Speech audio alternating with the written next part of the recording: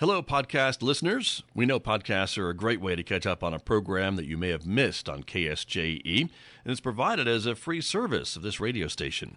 But you know, KSJE is now listener-supported, and so while you enjoy this podcast, we hope that you'll also take some time to join KSJE. Become a member today. It's quite easy to do. Just go to our website at ksje.com/support and pick the level of support that best matches your budget. Thanks again for listening. Here's your podcast.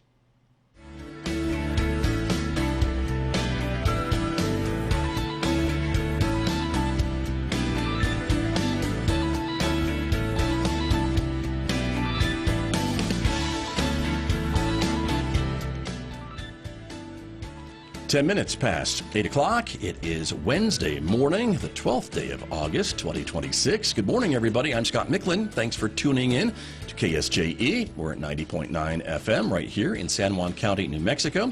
In Durango, Colorado, you can listen to us at 103.3 FM. And if you're listening to my voice anywhere else on the planet, you've gone to our website to tune in.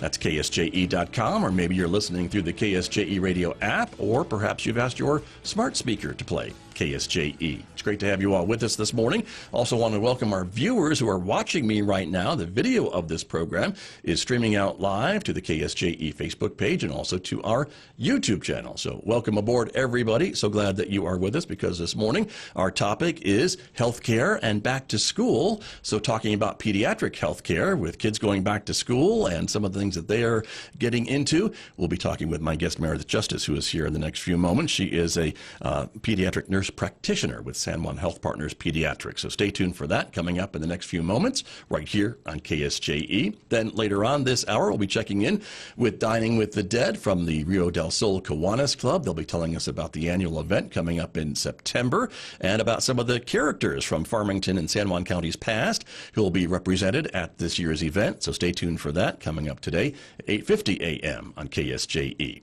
Next hour, of course, it's our classical music program, Roving with the Arts. Mick Hess will take over the studio, a 90-minute version of Roving with the Arts on Wednesdays to take us to 10:30. And right on Four Corners, our local and regional author program. That's Del Cherie Spinner. She is going to be talking with two authors today, Paul Knight and Chris Allen. They are the authors of The Music of Creation. You'll hear more about that book and the two authors' perspectives coming up today at 10:30 on Right on Four Corners on KSJE. A reminder, you can also connect with us on other forms of social media besides Facebook and YouTube, like Instagram or Blue Sky, X, and now Nextdoor. So we'll see you over at those places as well. And if you're a podcast listener, you can subscribe and listen to KSJE podcasts. We publish new episodes almost every day, so they're available wherever you listen to podcasts. So maybe discover a new local program in your podcast feed. And of course, the KSJE radio app available for download today from the App Store or Google Play. Our podcasts are there. You can listen live and much, much more. A great way to stay connected on the go. Outside our studios at San Juan College this morning, 69 degrees at the moment. We're expecting cooler weather, which we're much appreciative for this week. So highs only in the 80s for the next few days. But today may be a good chance for some showers. 50% chance of showers this afternoon, 85 for a high in Farmington. Another 50% chance of rain overnight tonight with a low of 66. More chances for rain tomorrow with a high of 82 on Thursday and Friday. Look at that, a pretty good chance of rain for the next couple of days. And then Saturday and Sunday, partly sunny skies with highs again, mid-80s, 87 on Monday, maybe more rain chances on Tuesday. We'll have to see what that happens, but still high temperatures only in the mid-80s, not 100 plus for the next several days. I'll be back with my guest from San Juan Regional Medical Center right after this on KSJE. In a medical emergency, stroke, heart attack, trauma, every minute matters. The decisions made in those first moments can change everything. San Juan Regional Medical Center offers advanced, comprehensive, definitive care. Available 24 hours a day for everyone in our community. When minutes matter, San Juan Regional Medical Center is here. Find out more at sanjuanregional.com.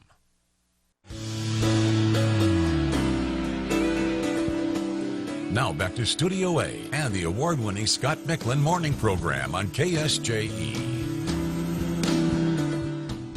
I'm back in the studio this morning with my guest, as I mentioned, from San Juan Health Partners Pediatrics. Meredith Justice is here with me this morning. Good morning. Thank you for coming in this morning. Good morning, Scott. Thank you so much for having me today. You bet. It's good to have you here to talk about all things kind of back to school and kid related when it comes to health care. And school has just gotten underway, as we were talking about here in San Juan County. And so you haven't seen kind of any signs yet, I guess, of kids kind of getting sniffles or whatever it is they get when school gets back in session. But I know you're ready for it, right? We're very ready. Yeah. Yes. Usually we have a week or two into school, and then Right. they start sharing their germs, and we start seeing all the colds and the tummy bugs and the strep throat and all the things like that. Right, but there are things that we can do to maybe minimize some of those chances, right, of a kid getting sick or whatever, right? Absolutely, absolutely. What are some of those things? Yeah. Teaching our kids to wash their hands Right. before they eat, after they use the bathroom, after they've been playing. Not touching their face can be hugely helpful. Right. And not sharing all their drinks with their friends. Okay. But they want to. They maybe want to be that friend, but Yeah. they shouldn't. They don't need to be. Yeah, they should all have their own separate drinks. Right, So, yeah. sharing's a great thing, just not our germs. There you go. That makes perfect sense. But it's just part of being a kid, I guess, too, right? The kids are going to get sick. They absolutely You can try to are. protect them as much as you want, but they're still going to probably get sniffles or stomach something or what have you. It's just the nature of, I think, being a kid. Absolutely. Right. And we are here if any parents are concerned, need us to take a look at their kids and help them get better quickly so they can get back to all the playing and school and all the fun things they like to do. Right, of course. Yes.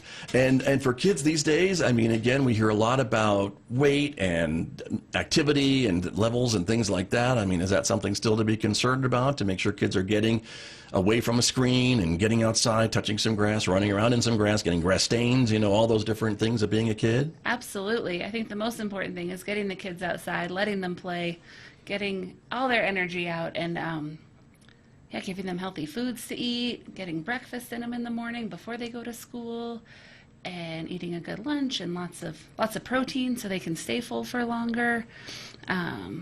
Getting those kids outside. Right. Away from those screens. Yeah, exactly. Can help mental health and physical health. Sure.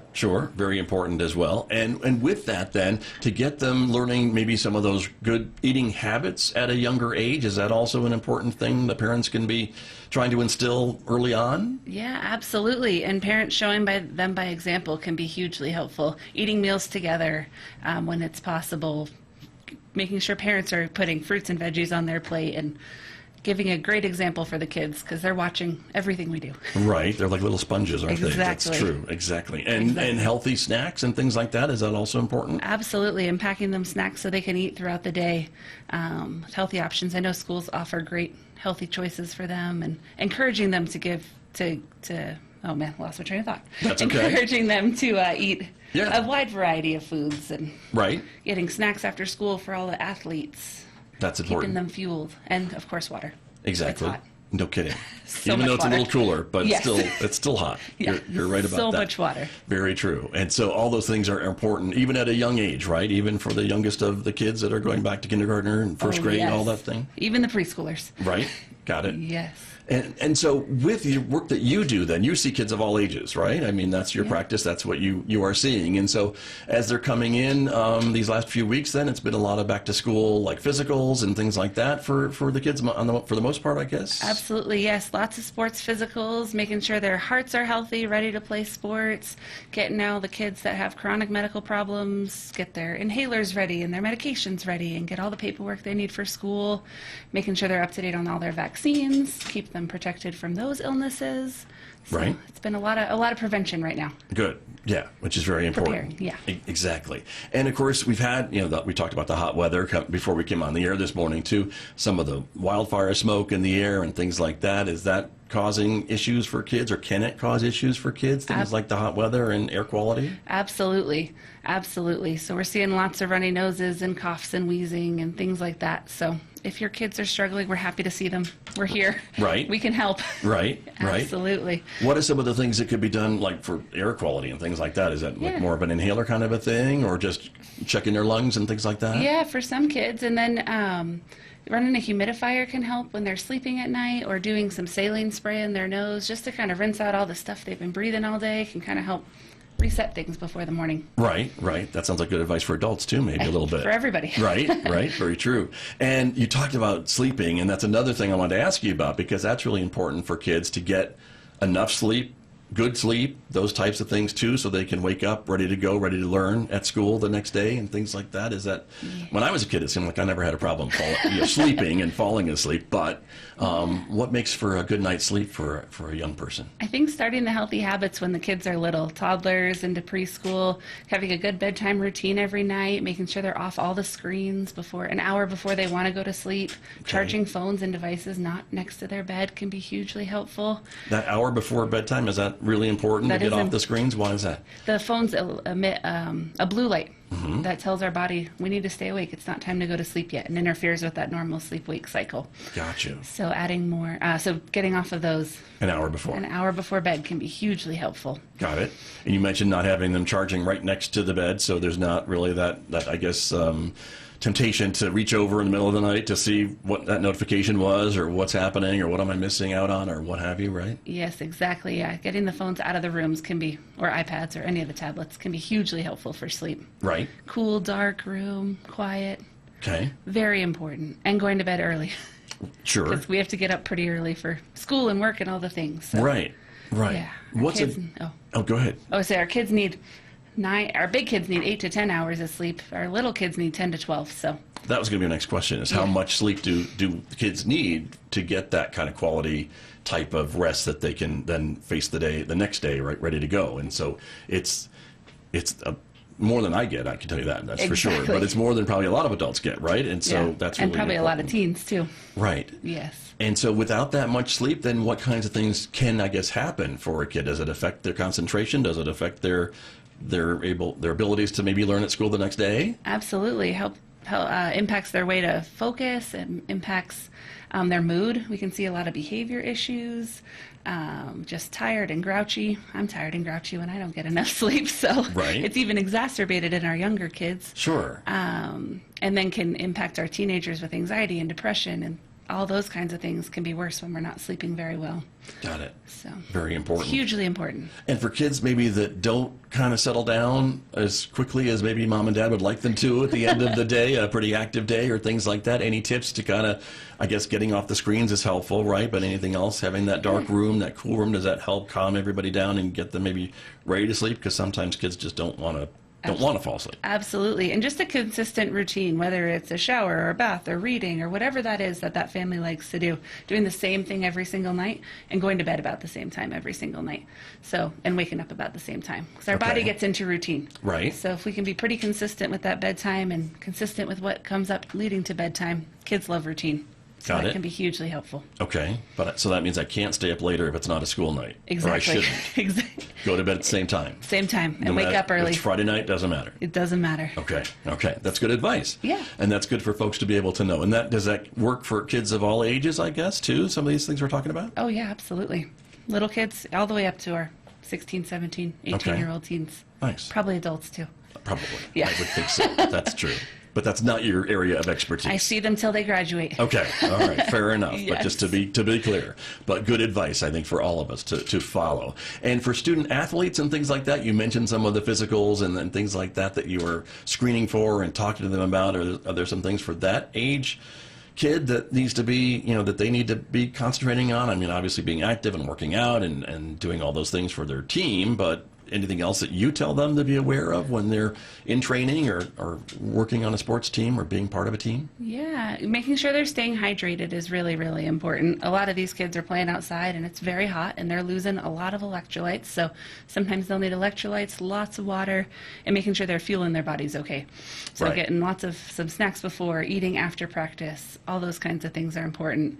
Listening to their coaches and their athletic trainers who are helping them take care of their bodies to prevent injury. All of that is hugely important and will help them succeed. Right. When they're working out and doing that so much and getting ready to get on the team and training for the team or being part of the team, do their appetites increase? I mean, do mom and dad maybe get surprised that, they're eating a lot more than maybe they used to eat when they were just kind of sitting around the house or going out and playing with their friends, and now they're on a sports team and in training more regularly and things like that? Does that impact their appetites and the amount of food that they're ingesting and eating? Oh, absolutely. They're eating, they're burning so many more calories, and they're Right. working hard because they're out there practicing for hours every day. So yes, absolutely. That's gonna be lots more part of food it. and healthy foods. Yeah. Proteins, carbs, stuff that'll give them energy. Right. Oh, that's important. Very important. So very good. Excellent. And for the work that you do at the office then for all ages of kids, then what are you're kind of, as you said, you're waiting for maybe kids to come in after school gets started and there's a little bit of that, those germs going around. I mean, you'll see kids coming in maybe with some upset stomachs or runny noses or things like that. That's pretty typical for a couple of weeks after school starts. Yeah, we usually see a lot of illnesses, lots of colds, of course, the runny nose, the cough, fevers. Little kids tend to get fevers when they get sick, more so than adults do. Right. And it's not a bad thing. Their body's fighting it, but they should stay home. Come see us if they're not drinking, they're not eating. Parents are worried about them, of course. And then, yeah, we see a lot of strep once school starts back. And then we see a lot of tummy bugs too. Got it. Right. Unfortunately, it's no Right, fun. exactly. And with some of those, with the younger kids, again, and the immune systems are still kind of developing even as kids are at school age and things like that. That's still part of the body kind of ramping up and some of these systems getting mature. Absolutely, absolutely. So they'll get all the illnesses. Yeah. They're going to get them when they're babies or into school age, and illnesses change and viruses change, so they'll keep getting sick. But the more we wash hands, the more we teach them all these healthy habits, the healthier they'll be and the quicker they'll recover. Right, right. But when we get sick, doesn't that help our immune system to be able to identify what this is and try to fight it a little bit too? And so that's a good thing to get sick once in a while and to boost up those immunities and things like that? Yeah, absolutely. And our bodies are, once we've seen one illness, the next time we get it, it probably won't be nearly as severe. Right. So our body will be ready to fight it. Yeah. Which is kind of how vaccines work. We get our bodies primed, ready to fight if we come into these contact with some of these diseases. So Sure, keep sure. these kids nice and safe. Exactly. And I want to ask you more about vaccines too, because there is certain vaccines, right, that kids get and should get to go to school, to get ready to go to school, and while they're in school and things along that line. So that's still an important part of childhood to get those vaccines, because we've seen some of these childhood diseases that have kind of come back up in certain areas. I'm thinking measles and things like that. And so Absolutely. there are ways to avoid that for your kids. The measles vaccine can protect, I think, 97% of kids Right. After their first dose of the measles vaccine. And measles is crazy contagious. If you walk into a room, someone had measles, was there even 2 hours ago, you could still get it, even if they're not there anymore. Yikes. So Okay. it's one of the ones that we can protect and keep kids out of the hospital, keep them safe and healthy and growing and thriving and doing all the things they love to do. Right. So that's a big one. Chickenpox is another one we don't see as often because we're vaccinating and kids aren't struggling with that anymore. Right. And then our older kids, meningitis, that can make kids really sick really, really fast. Got it. And so that's an important one to Right. protect them against. Okay. Very our good. older kids. And I think, what we always say, at least what I always say on the radio to audiences, that if you have a question about vaccines and you're not sure if they're right for your child, to talk to your child's primary care physician, nurse practitioner, whatever your trusted healthcare professional is, because I imagine people do ask you questions about vaccines and, what do you think for my child and my specific, medical background and things like that. And I'm sure you're always willing to talk to parents who have a concern, aren't you? Oh, absolutely. We love having those conversations. We want to keep their kids healthy just like they do. And every kid is different. And when you have a relationship with the provider, that's huge because we've seen them grow up and we've taken care of them when they're 2 months old and now they're 6 and trying to keep them safe and keep them healthy and thriving, really. So yes, we love those conversations. Okay. And we want to help. Very good. Well, I appreciate that because I think, again, a lot of folks maybe have questions or they get conflicting information as they're ingesting media and messages and things like that. And so I think it's nice that they're able to kind of talk to their local, trusted medical professional to ask these questions and that you'll take the time to answer them for them. I think that's important too. Yes, absolutely. It's a huge part of our well child checks. So Good. hugely important. Very good. And speaking of vaccines, there was another note that I had to ask you about vitamin K. Vaccines as well. This is something I don't think I've heard of it before. Is it relatively new or not necessarily? Well, it's not new. It's been around Okay. for a long time. But Okay, it's I know not- vitamin K's been around for a long time. Oh, yeah. Right? Oh, yeah. But the vaccine, right? And then, It's not a vaccine, actually. It's just vitamin K. pardon me. Okay. Yeah, no, well, it's okay. well, see? It's a shot, so. Okay. Yeah. Okay. But it's actually given to newborns. Okay. Because they don't make enough vitamin K right after they're born. Mm-hmm. And so a lot of babies that don't have enough vitamin K will get bleeding. intracranial bleeding, so brain bleeds, GI bleeds, and their body's not ready to clot, so they won't stop bleeding. And so it can cause really severe lifelong damage to children and adults. Okay. So giving that after birth can be hugely helpful. Okay. Really for the first 6 months of life, keeping them safe. Interesting. And that's what vitamin K does, I guess, in all of us, right? Is help with clotting and things like that? Is that the idea? Yes, sir. That's exactly right. And so giving that to new babies is preventing death and lifelong injury. Got it. And developmental delays and all sorts of things like that. So. Okay, good to know. And but eventually we are getting enough naturally, I guess. So that's why we don't need to keep getting this. Exactly, just for those little extra babies. Dose, I guess, yes, right? It's up. The risk is up to 6 months. So those really young babies. Got you. Interesting. And so this is something, again, is this a new recommendation or has this been around for a while to give this out to newborns? This has been around for decades. Okay. Decades and decades. So it's it's not new at all. Okay. It's been around forever. Got it. Yeah. But you are recommending it, and of course, parents always have the final say, I suppose, and that's the reason why we're talking about it. Of course. So they can be aware of what's going on. Yes. And why you'd recommend it. Absolutely. And talking to the pediatrician in the hospital after their baby's born, or talking to us in the office at their follow-ups, we're always here to answer questions and explain the risk. Sure. So. Very true. Well, Yes. it's a lot of important work that you do and your colleagues at San Juan Health Partners Pediatrics, and this is, of course, a busy time of year. Absolutely. As school is getting started, and I know you're kind of waiting and girding for the throng of folks who might come in after they kind of interact with each other for a few weeks as school gets underway, and so it'll be a busy time for you and your colleagues, I think, huh? Absolutely. It's a lot of fun, though. Yeah, I bet it is too. It's a fun time of year. Very true. And looking ahead, I guess, we always talk about flu and things like that. We'll be talking about flu and flu season, and before you know it, unfortunately. And so this is another, I think last year was fairly decent when it comes to flu season. That's my recollection, but not too bad. Anything you're hearing about this year yet? I haven't heard much yet. So we usually get flu vaccines in October, so to help protect us through the whole winter time. Right.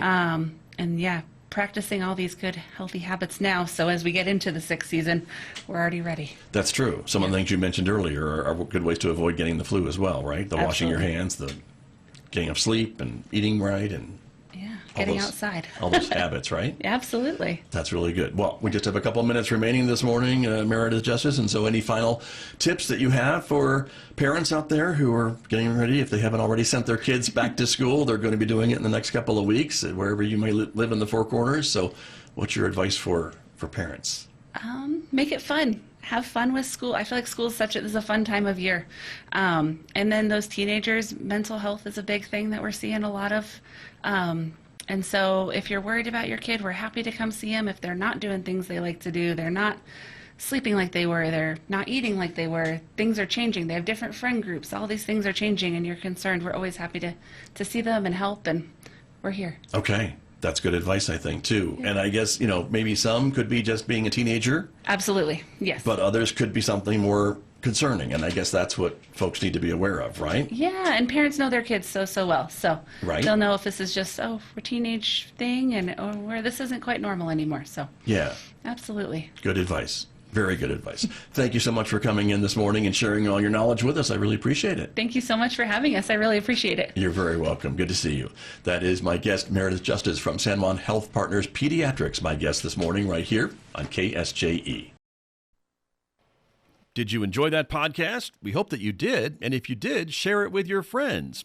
And if you really want to keep podcasts like this coming, please support KSJE. You can do it easily online at ksje.com.